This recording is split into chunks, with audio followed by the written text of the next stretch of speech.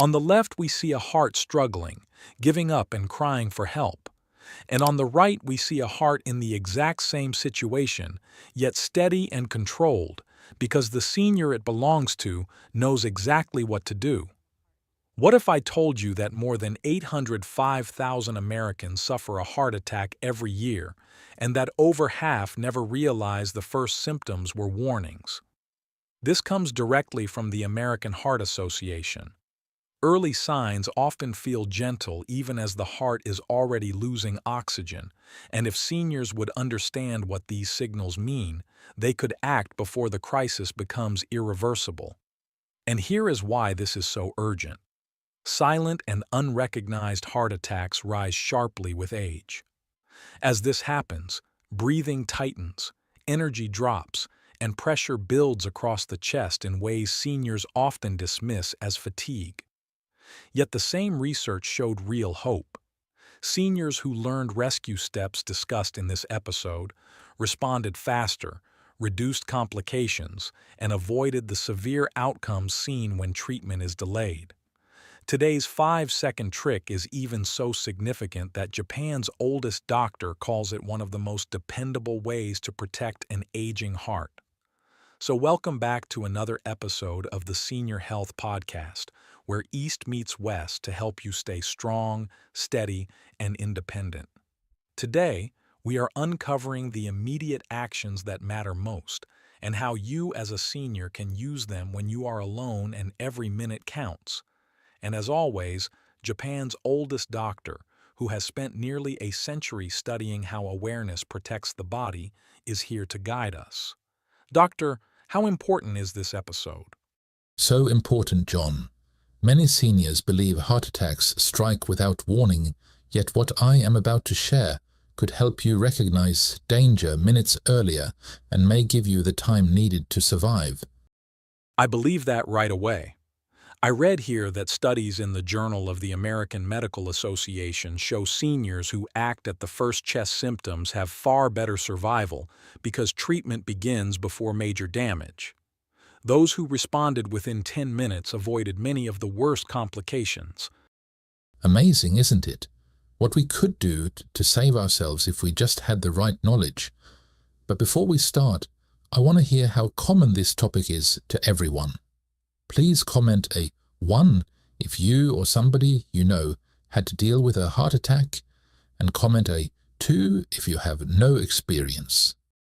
That will give us some great insight. Now let's dive in. What is the 5-second trick seniors can do to survive a heart attack? John, before we explain the 5-second trick, we first have to understand that a heart attack unfolds inside the body much faster than seniors realize. The moment a coronary artery tightens or blocks, the heart begins losing oxygen with every single beat. The body senses this drop immediately and tries to compensate in ways that can exhaust the heart even more. This is why acting early becomes the difference between stability and collapse. That puts the entire moment in a completely different light. It makes me think about how many seniors felt something subtle without knowing how dangerous it already was. Of course, and that subtle feeling often comes from a small rupture in a plaque that suddenly changes how blood flows through the artery. The body rushes to patch it, but that patching process narrows the vessel even further and reduces oxygen to the heart. When the heart senses that drop, it tries to pump harder, which creates even more stress on a muscle already struggling. This chain reaction moves quickly, especially when a senior is alone and unsure of what the first step should be. I hear from many seniors that the shift from something feels off to something is wrong can be incredibly fast and frightening. The key here is that the body whispers its warnings before it starts to shout. If seniors learn what those early whispers feel like, they can act while the heart is still fighting to keep them safe. That makes me really stop and think because so many seniors describe early sensations that did not seem serious at all at first. It makes me wonder what those early internal signals actually feel like when the heart is beginning to struggle.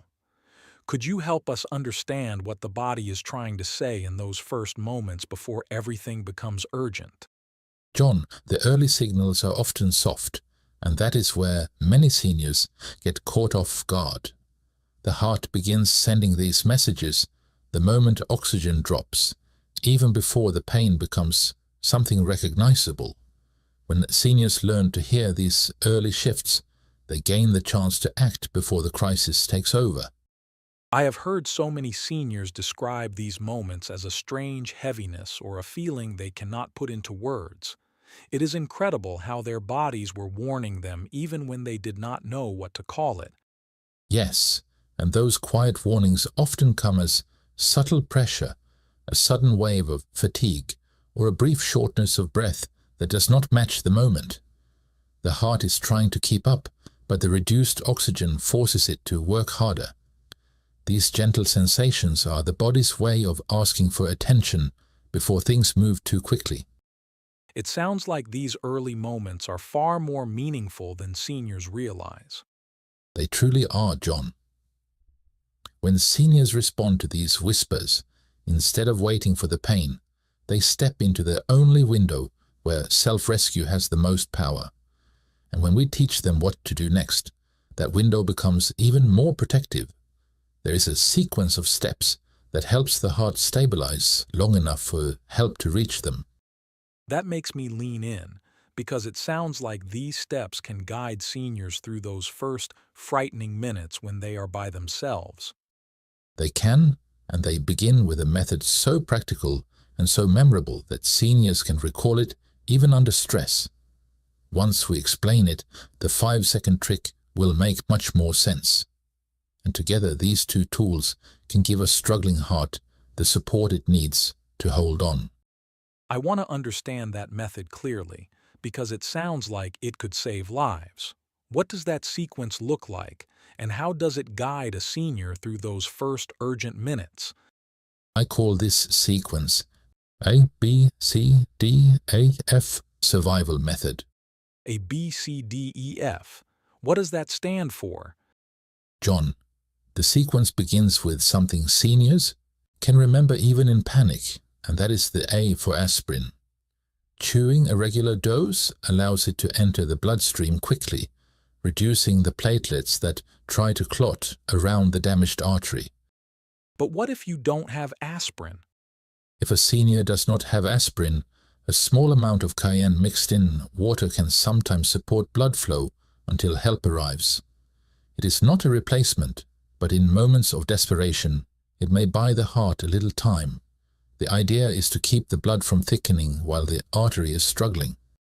That makes the first step surprisingly practical, and something almost anyone can prepare for. The next step is the B for breathing, because shallow breaths make the heart work harder during a crisis. Slow and steady breathing keeps oxygen moving and helps the body avoid the spirals of fear that tighten the chest even more.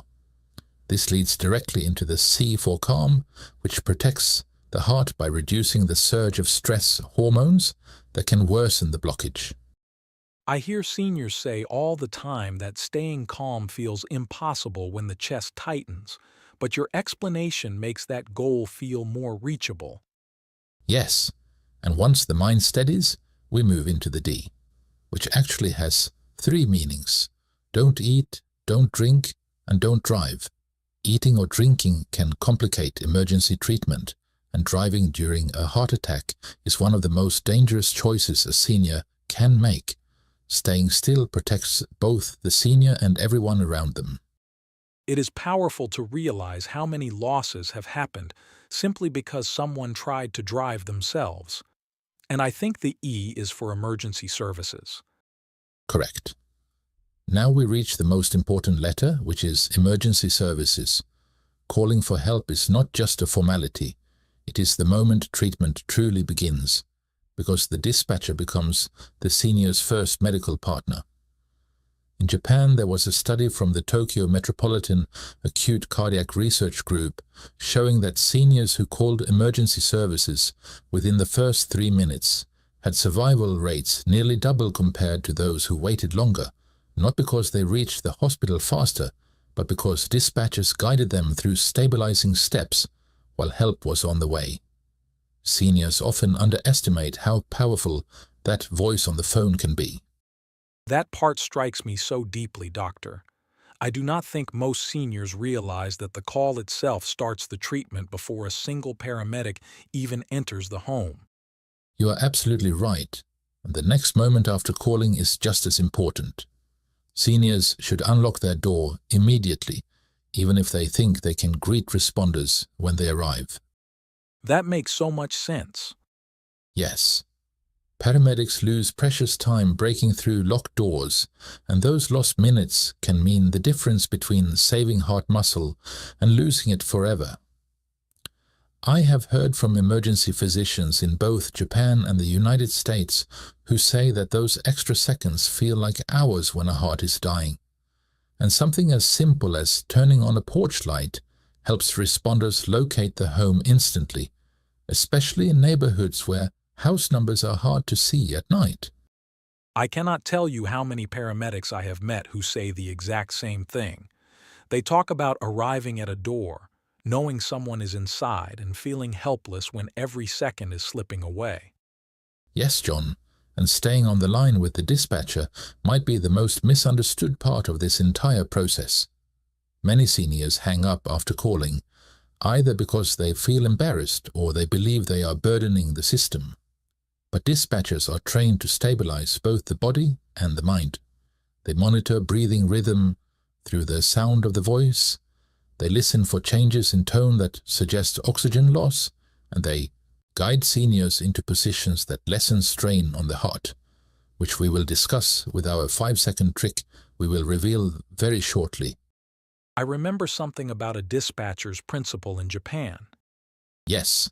In Japan, dispatchers are taught a principle called Mai no Ishi, meaning one breath ahead. It refers to anticipating the patient's next moment and guiding them gently before the crisis deepens. That is exactly how they keep seniors alive long enough for medical teams to take over. It is beautiful how that phrase captures the entire purpose of the dispatcher. They are not reacting. They are giving the senior a breath of time. And that breath is everything. When the senior stays connected, the dispatcher can hear panic rising and help slow it. They can instruct the senior to keep movements minimal so the heart does not burn more oxygen. They can detect pauses in speech that suggest deeper circulatory stress. These are subtle signs most families would overlook, but trained ears recognize them instantly. The phone call turns into a bridge, holding the senior steady while trained hands rush through the night. And every instruction on that call carries the intention of buying the heart a few more precious beats. Hearing it explained like this makes the entire process feel so much more alive, so much more human than people imagine. Now I am wondering what the F stands for. They do, and the last letter stands for friend or neighbor. It is always important to remind yourself you do not have to wait alone. Even if emergency services are already on the way, a nearby person can unlock the door, guide responders in, or simply offer presence during a frightening moment. This small connection can relieve stress and steady the heart. I appreciate how much emphasis you place on not being alone during those early moments. Of course. And when seniors understand the full ABCDEF sequence, they can move through it even when fear is rising, because each step has a purpose the heart recognizes. These actions create stability at a time when the body feels most unpredictable, and once these steps are done, the heart is ready for the 5-second trick that helps it settle even further. That makes me even more curious now, because it sounds like the next technique works directly on the heart's immediate strain. It does, and it is simple enough for any senior to use even when they feel overwhelmed. It brings the body back into a position where oxygen can flow more effectively, and it can be done in just a few seconds. I would love to know how that works and how a senior can position themselves in a moment when everything feels unstable. John, the positioning begins with something very simple. A senior should ease themselves onto their back or a stable surface and allow the body to stop fighting for balance. This alone reduces the workload on the heart. The next breath becomes calmer because the body is no longer trying to stand. I can imagine how grounding that must feel in such a frightening moment. Yes, and once the body is supported, bending the knees slightly or resting them on a pillow allows the diaphragm to move more freely. This gives the lungs more space and helps oxygen travel with less effort. When oxygen moves easier, the heart can slow down the desperate beating that often overwhelms seniors during those first minutes. That helps me understand why posture changes everything. It is not just comfort, it is creating space for the body to work. Exactly, and the next part of the technique is settling the shoulders so the chest can expand without tension. Even a small release of tightness can ease the pressure seniors feel rising toward the throat. Once the shoulders soften, the heartbeat begins to find a slightly steadier rhythm. These adjustments can be done in 5 seconds when the senior already knows the sequence. That's why we call this the 5-second trick.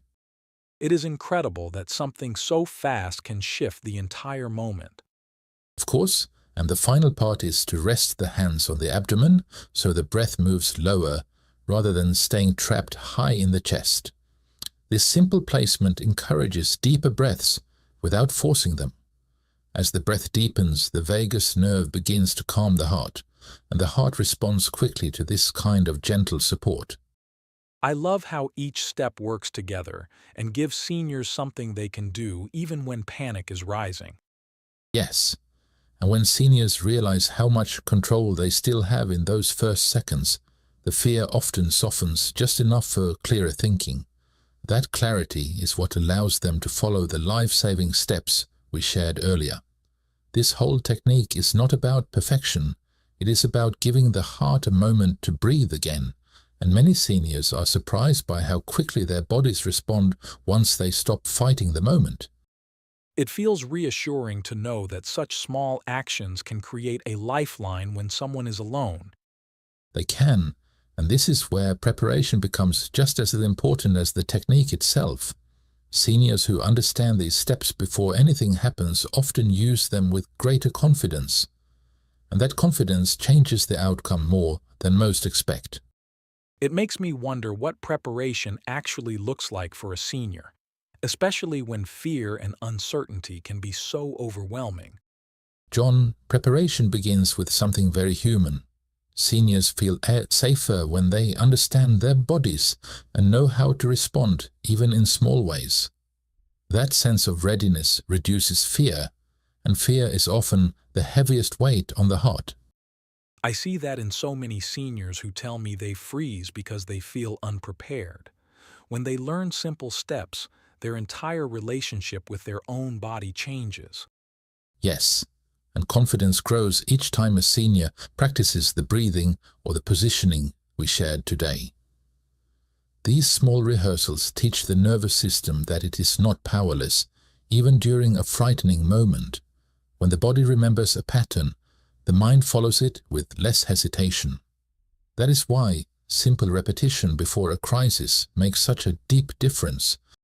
It is almost like the body learns to trust itself again when it knows what to do.